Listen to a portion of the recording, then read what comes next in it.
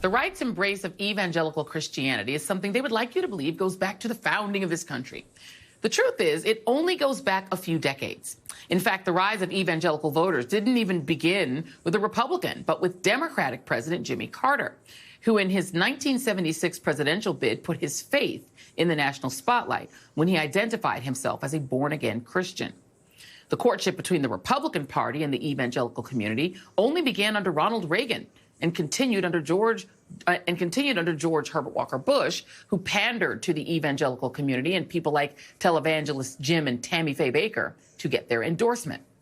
Fast forward to today, and you have a Republican Party so entrenched with the Christian far right that the party is now nominating people like Pennsylvania gubernatorial candidate Doug Mastriano, who embraces Christian nationalism, the idea that God intended America to be a Christian nation, with the strong implication that what they mean by that is a white Christian nation. Joining me now is Michael Steele, former chairman of the RNC and host of the Michael Steele podcast, and Robert Jones, CEO of the Public Religion Research Institute and author of White Too Long, The Legacy of White Supremacy in American Christianity. And Robert, I'm going to read you to you.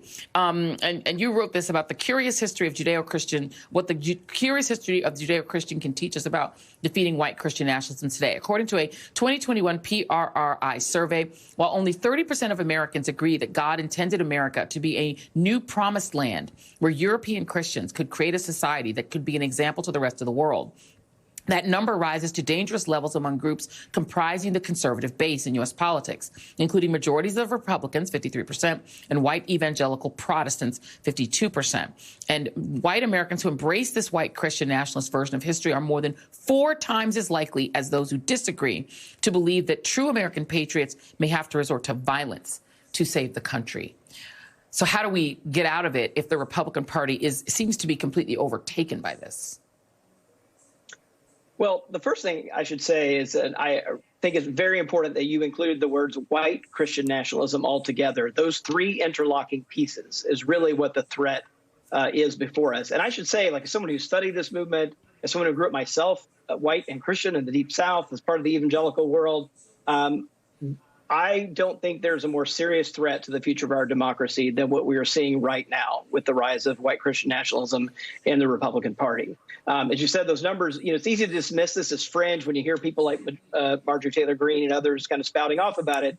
But when you look at those numbers, it's a little more than half of white evangelicals. It's a little more than half of the Republican Party.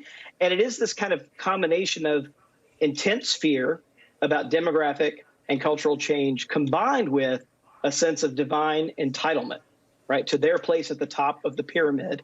And, these are not the virtues of democracy or of the democratic citizenry. If these aren't held in check, these really do contain the seeds of our potential demise. Well, and the reason that I specified, and then my producers and I, when we put this together, specified white evangelicals is, I'm a black Christian. I grew up in the Methodist church and switched to the Baptist church. Michael, you, my friend, are a Christian. You are a black Christian and grew up in the Catholic faith.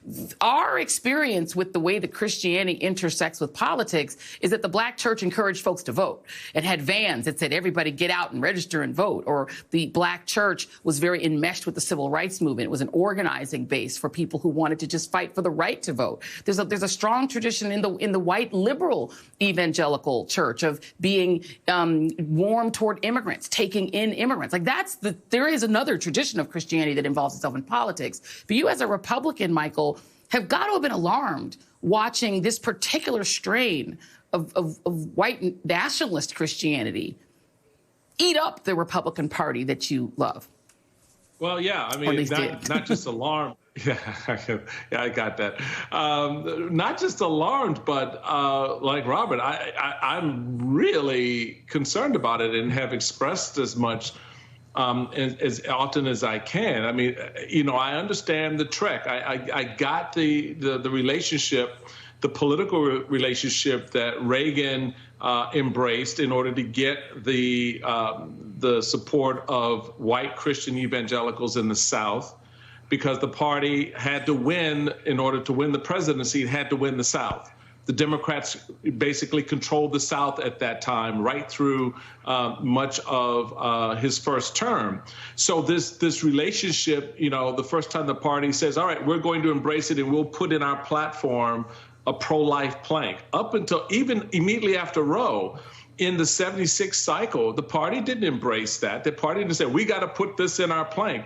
It wasn't until they recognized the political power of the emerging moral majority that Ralph Reid and so many others had began to espouse as a political force, not just a biblical one, but a political one. We've gone beyond the pulpit now, Joy. We're going, you talked about the black church saying, y'all go vote, right? Remember to vote on Tuesday. You saw now this movement saying, not only do we want you to vote, but we're going to tell you how to vote. Yeah. And that became a very interesting dynamic, which I saw play out in my time, both in local politics and national politics, to where we are now in this disturbing space that Robert writes about. And, you know, I mean, look, it's to the point now where even in the state of Maryland, the mild-mannered state of Maryland, the guy running for governor, this guy Cox, he's a far-right MAGA Republican. Maryland could go this direction, where it's a toss-up. If Maryland goes to the Republicans this time, Maryland could be another state that has an election denier in it. Can you talk a little bit, though, Robert, about this internationalization of this? Because Viktor Orban, now known for condemning race mixing in Europe and saying we have to stop all this race mixing, to the point where one of his advisors quit. It's international. This movement is not just in the United States, right, Robert?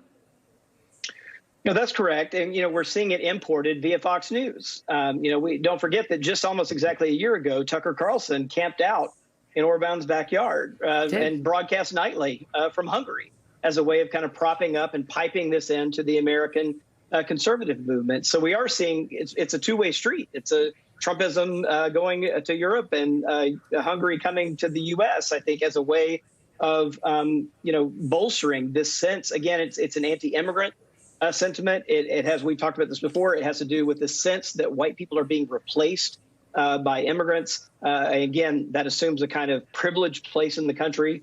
And it is this really ugly, you know, thing that I think many of us thought we had turned the page on.